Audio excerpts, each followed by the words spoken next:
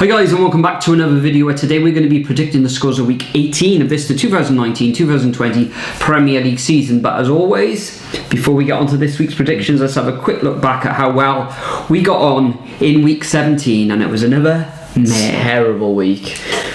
So like I said just then, terrible week for me. I only had 5 points with one perfect score, and that being Man City to beat Arsenal 3-0. Yeah, and I just had 1 point more than you, Nathan. I had 6 points with just the one perfect score, which was Crystal Palace's draw at home against Brighton. Representing the viewers last week was Kamil Czartoski, and Kamil had 8 points. So I think that's the first time the viewers have beaten us in quite a while now. A long time. Yeah, quite a while. Long time. Overall, for the season now, Nathan, you're on 131 points. I'm on 128 points, and the viewers languishing in third position with 120 points. Top scorer of week 17, though, was Yao for MVP, and they had 13 points. So congratulations, Yao, for MVP. And I think you like your chinchillas as well. But enough of last week. Let's move on and make some predictions.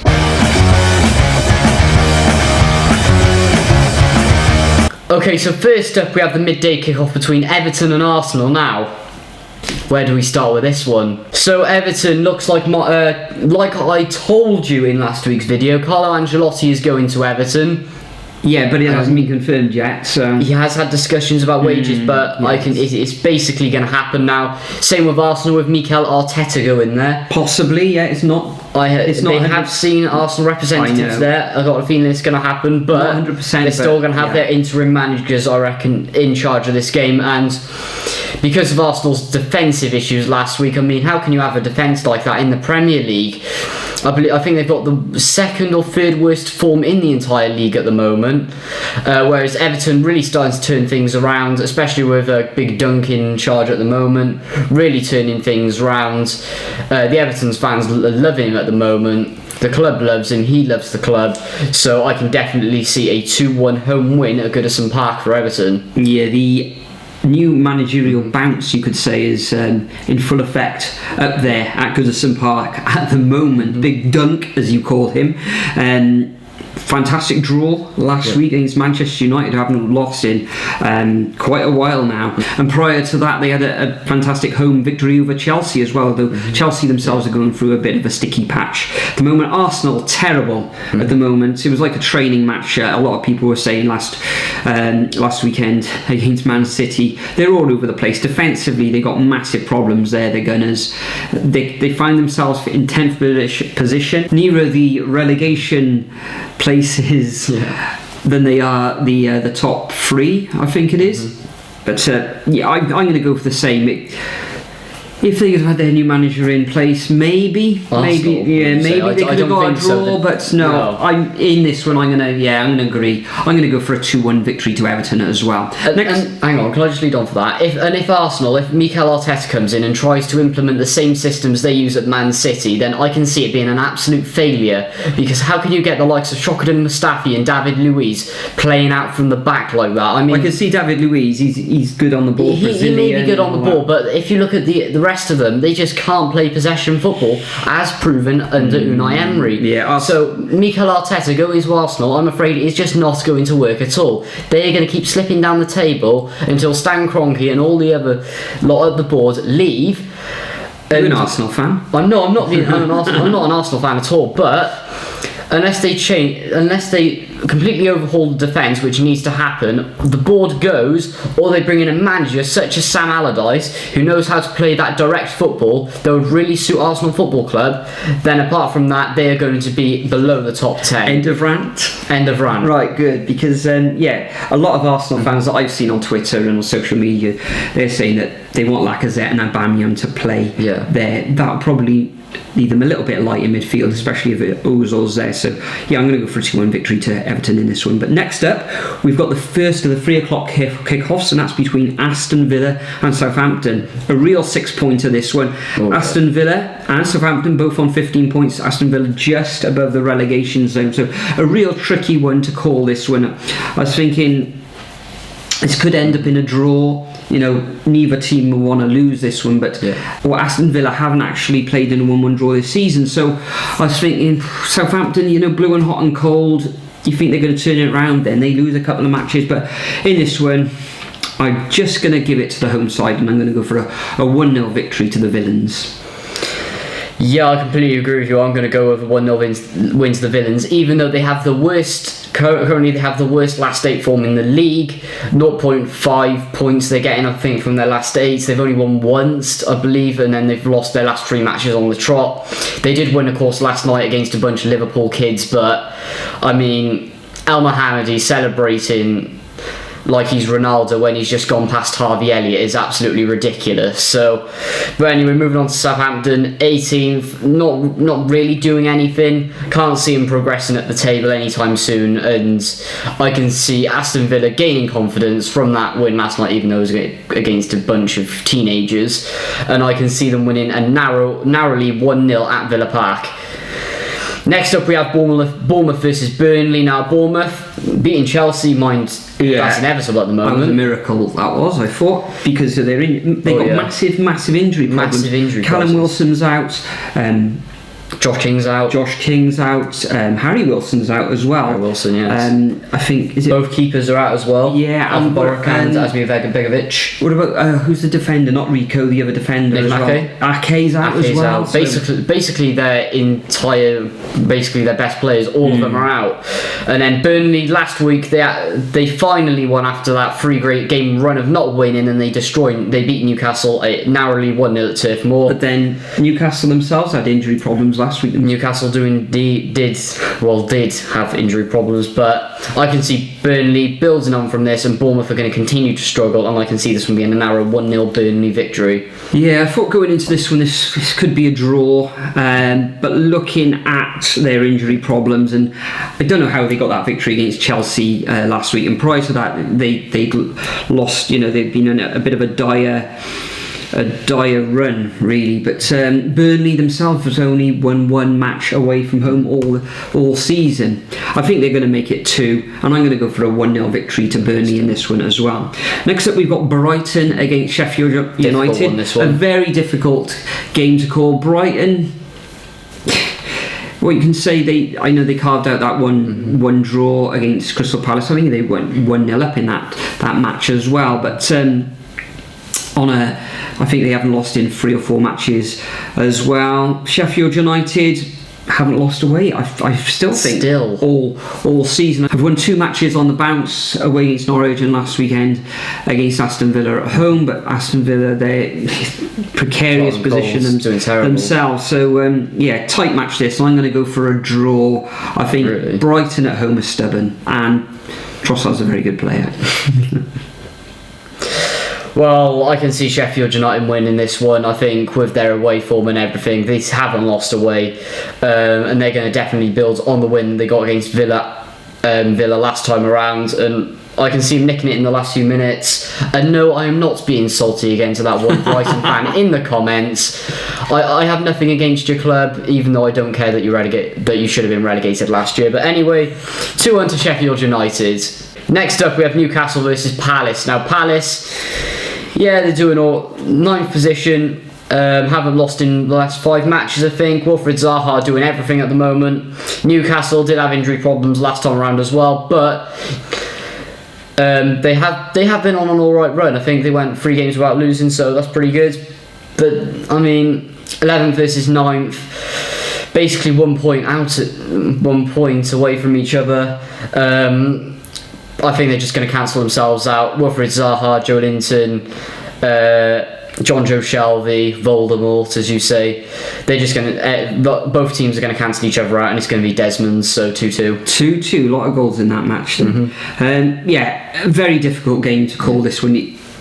You can see a draw, an away win, or a home win in this one. John Joe Shelvey, I believe he's going to be back in training tomorrow, and they're going to make a decision on him in the next day or 2, whether he plays on Saturday. I think Almiron could be back as well. Yeah, they're still yet to score as well. Yeah, that's very interesting. St. Maxim is out. He's going to be out for a little while now.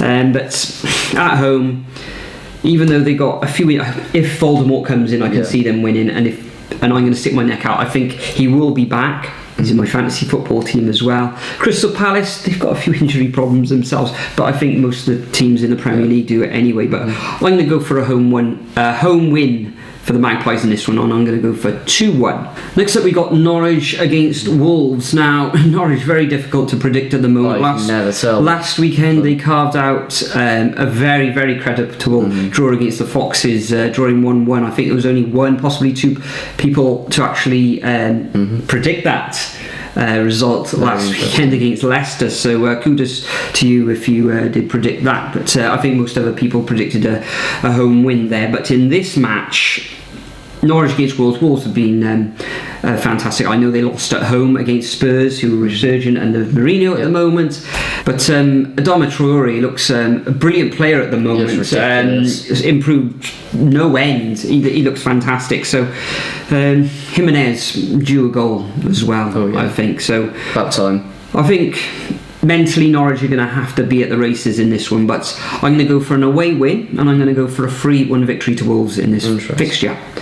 I'm actually going to go for a 2-0 to Wolves. I think Traore and I think Jimenez will finally get his goal. Maybe a Neves Wildy, but they're going to go to Norwich.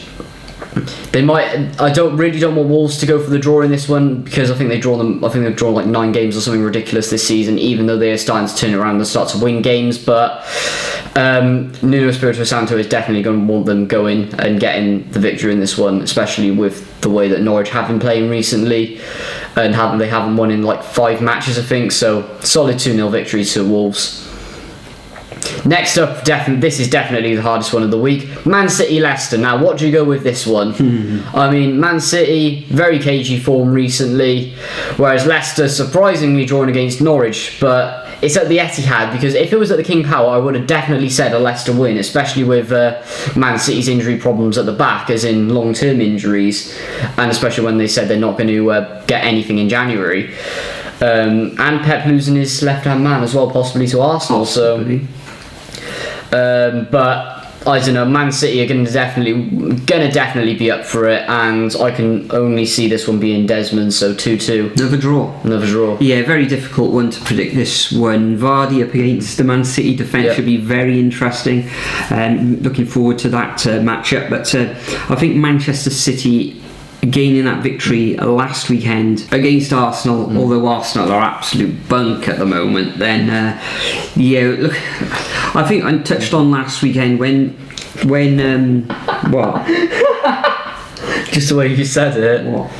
Right, but go on. Yeah, I think I touched on it last week when Man City lose, they go on to win the next match. And looking beyond that, they seem to win their next match. I think there was only one other occasion this season where the next match has been a draw, and this could end up in a draw, but I think this one's going to end up in a home victory to Man City in this one. It's going to be tight, but I think the way that Man City played last week, De Bruyne was on another level to anything I've seen in the past few weeks. He was superb. De Bruyne. He was superb. He deserved a hat-trick last week. But I'm going to go for a 2-1 win to Manchester City. Leicester have only lost twice this season, and that was in away fixtures against Manchester United and Liverpool. Interesting. Next up, we got the first of the Sunday fixtures, and that's Watford against Manchester United. Watford, bottom of the table at the moment, lost 4 of their last 5 fixtures. They just can't score at the moment. They can't score, and they're just losing by the odd one as well. You know, I think they have tightened up things at the back. Well, last week it was a 2-0 away loss against Liverpool, and they did actually play well in there. They, as you said, they can't score. Prior to that, it was a 0-0 draw. Prior to that, they couldn't score against Leicester, and before that, it was they just got the one against Southampton. Surprisingly, and Southampton won that fixture. I think Manchester United last weekend ended up in a draw against Everton on that managerial bounce, you could say. I think Man United are going to return to winning ways. They haven't lost in the last 6 matches, I think, Manchester United now, and I'm going to go for a 1-0 victory to the Red Devils in this one. I think they'll just sneak it against a stubborn Watford defence. Interesting. Yeah, Watford, strong defence, but terrible attack at the moment. They just can't. I mean, Nigel Pearson has a massive job to sort out here. You need to give him time, Watford boards, and don't just sack him like you have with your 10 billion other managers since you come in. Yeah, I think Troy Deeney's only just come back into the side as well. Only just come back into the side. Delafeo's probably been moved out as well to the wings. So. And Delafeo's been moved out into his natural position, but it's going to take a while. Correct us, Watford fans, if that's not the case. So. But he needs time, definitely, Nigel Pearson, to work his magic, and in that time, I can see Man United winning 2-0. I cannot see Watford scoring in this one. And finally, we have Tottenham versus Chelsea, another difficult one. Chelsea, terrible form at the moment. I think, what is it? They've only won 2 of their last 6 matches, losing to some weird teams as well. Yeah, Bournemouth last weekend, it was an absolute shocker. Everton, West Ham. How are you losing to all these teams? I mean, yeah, you did beat Villa, but look at them at the moment. But Tottenham, 5th position, 1 below them. I mean, they're starting to pick up form. And because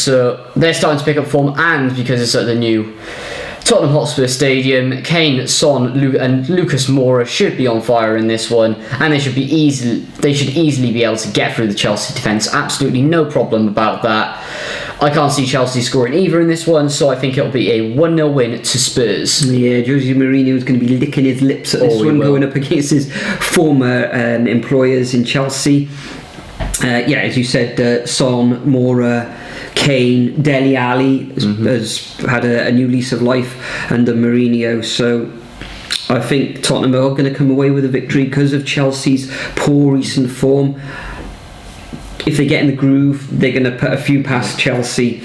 I'm going to go for 3 goals to Spurs. I can see Chelsea getting a goal, possibly Tammy Abraham. So I'm going to go for a 3-1 victory to Spurs in this final fixture of the weekend, because Liverpool, of course, playing in the World Club Cup. West Ham missing out on a fixture this weekend. Getting a bye, of course. Yeah, but they're going to have to play them later in the season, of course. Yep. And then next week it's going to be a very, very busy schedule for not only the Premier League, but for us as well. Recording videos, editing videos, and getting the content out to you guys as well. But Nathan, before we leave this evening, before we go, is there anything you'd like to add? Yeah, so to my channel, link in description below, as well as follow me on Twitter. Excellent. And vlogging this weekend? Yes, there will. Preston North End, gonna be a loss because of all the players we've got out and suspended, so I hope not. Can't wait for the loss, really, or can't wait to watch one of the dodgiest games of the season, probably. Well, Preston, I think, are third at the moment. Yeah, but really Cardiff sort of battling back in the last 2 matches. But we'll see how that goes. Anyway, we won't touch on the managerial merry-go-round this week. We've already done that last week. Yeah, we'll leave that for a couple of weeks. But we're gearing up for the festive period now. A feast of football is coming our way and your way, so look forward to that. Thanks for watching as always, and we'll catch you in the next video. Cheers, guys.